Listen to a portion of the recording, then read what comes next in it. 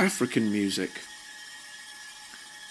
In African society, music plays an important role and is used to communicate a multitude of different feelings and emotions. In many African religions, musical sound is thought to be one of the most direct ways in which the gods and humans can impose order on the world. It is part of any social gathering. Music can be used to celebrate the harvest, a birthday, a wedding, a funeral, or a gathering of chiefs. On all of these occasions, it is often combined with speech, dance and vibrant costumes to produce exciting and dramatic performances in which everyone is expected to take part. Key words associated with African music are call and response, a simple form comprising of a solo, the call, followed by a group answering phrase, the response, call and response. Improvisation, where music is made up on the spot, spontaneously. Polyphony, a texture featuring two or more parts, each having a melodic line and sounding together, a multi-layered texture. Polyphony is very important in African drumming. A djembe is a goblet-shaped drum from West Africa. The dono is an hourglass-shaped talking drum held under the arm and played with the hand.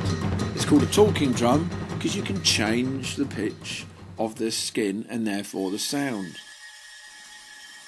The dundun is a double-headed drum played with sticks. Tempo is the speed of the music.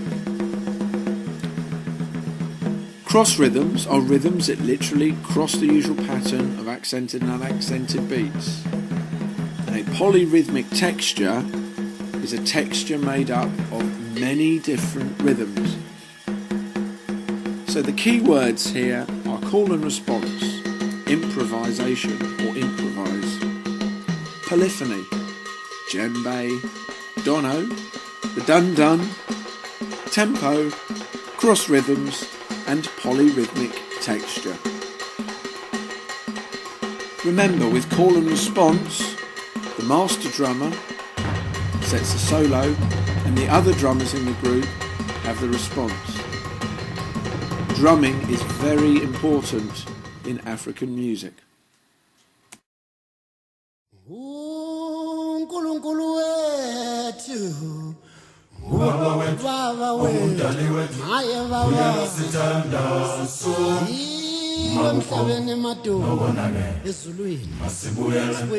Many Africans believe that singing and music serves as a link to the spirit world.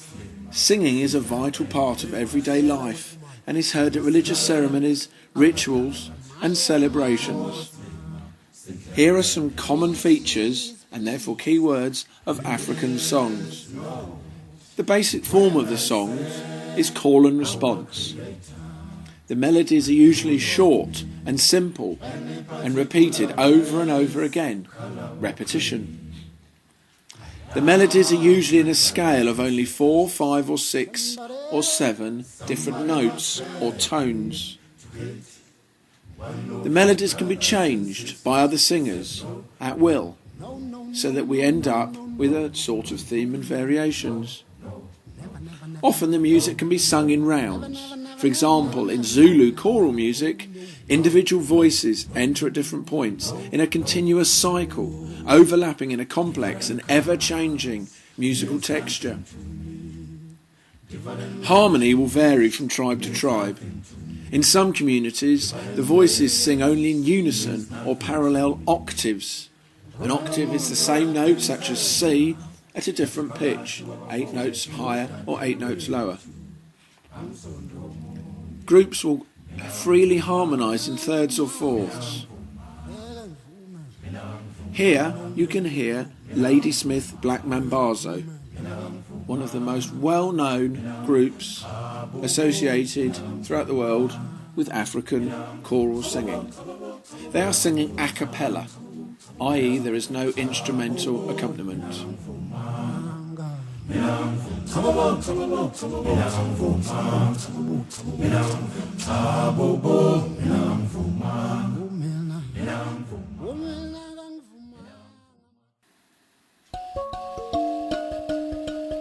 Here we have a mbira, M-B-I-R-A. This is an ancient instrument thought to have been around for at least 1,000 years.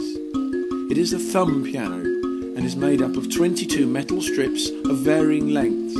These are fixed to a hardwood soundboard, and the instrument is often called a thumb piano because the two thumbs stroke the keys downwards, making the sound.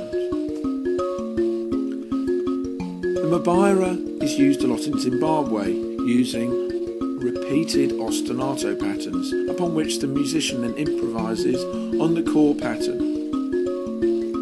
Keywords commonly associated with African instrumental music are ostinato, a repeated rhythm, melody or chord pattern, and the mbira, which is the African thumb piano.